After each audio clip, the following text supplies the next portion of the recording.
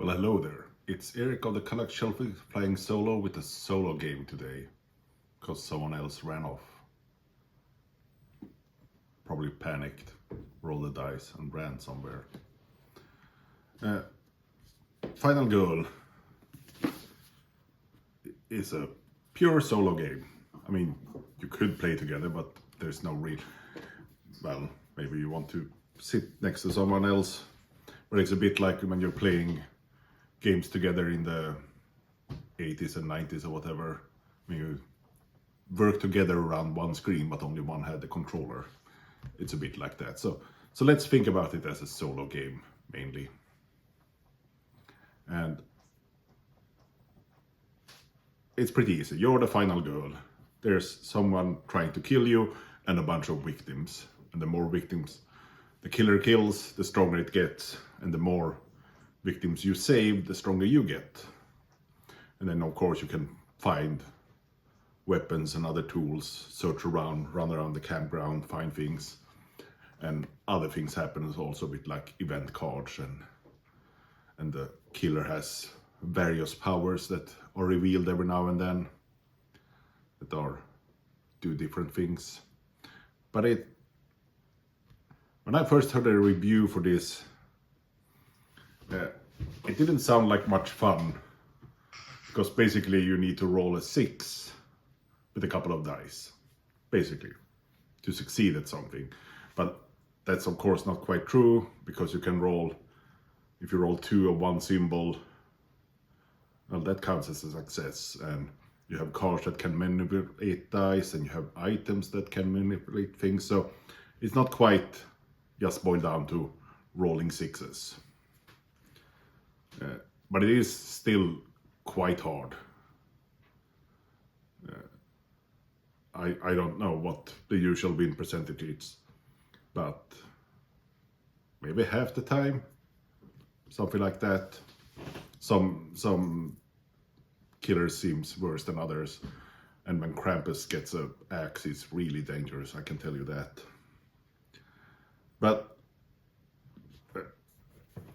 usually I like my solo games to be quick to set up, and this takes a bit of setup, I think, because you need to get the tokens out, you need to make a deck by mixing together from the villain and from the location, make a terror deck from that, and maybe there are other things you need to set up.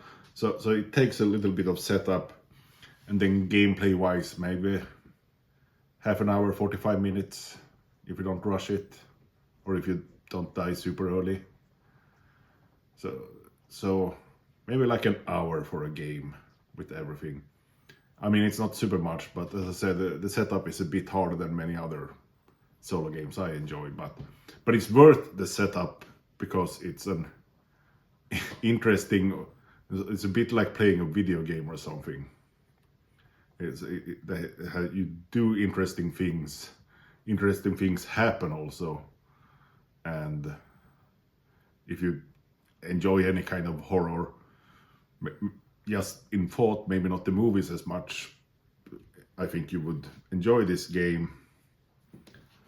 But the thing is, also the game comes in a core box like this, Final Girl core box, it even says so, and there's a bunch of, if you see it in a store, you will see like a paper on the back saying this is not the standalone game, because you need to have like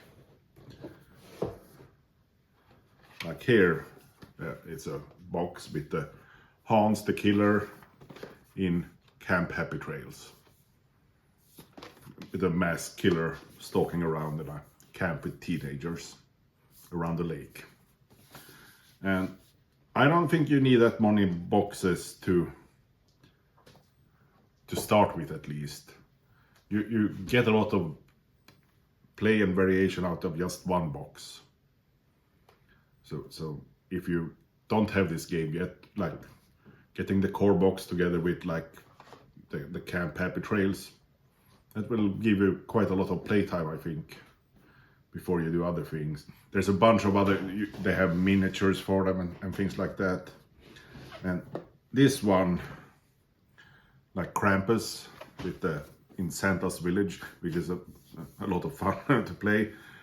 Even came with the miniatures, but I don't use them because they take up a lot of space, and so I just use the tokens. Maybe if I paint them up, I will use them more, and maybe then I would get more miniatures, but I don't think it's very needed unless you play it all the time, but then you probably already have this. I have 3 boxes. Last one is Dr. Fright in Maple Lane, where you like, because the boxes introduces various things. This one is very straightforward. There's really not much special rules in the setup or anything. This is like the base. And then in this one you have like you're awake or asleep, and you need to like try to wake up if you want to, and you can only injure and like fight the monster when you're asleep in your dreams. And in this one, Krampus is throwing around gifts, things like that, and so there is some variations in the boxes there. You're not just, you get like new girls and new villains, you also get like new mechanics and things in the boxes, which is nice.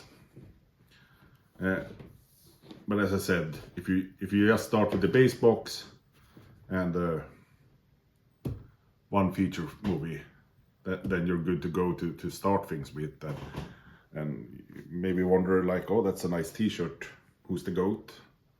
It's not Tom Brady, I can tell you that. Like, you can't compare a modern QB, like a QB from the modern era with like the 80s. The 85 Bears used like trench clubs. That's what they were famous for there in the Super Bowl run. It's Hadron. Hadron is the GOAT. So now you know that also. Then like, who's the GOAT? Hadron gave me to all the fallen warriors up in Valhalla. Gibbs, whatever. Wow, this one. No. The lids are kind of smart on these. Or smart, I think so anyway. They come off like so, and then you have like the Camp Happy Trails here. And if I take off like the other side, you have Hans, the villain. And then when you put it on, you can like do it wrong. So now like things don't match up any longer, and of course that doesn't bother me. Why would it bother me? But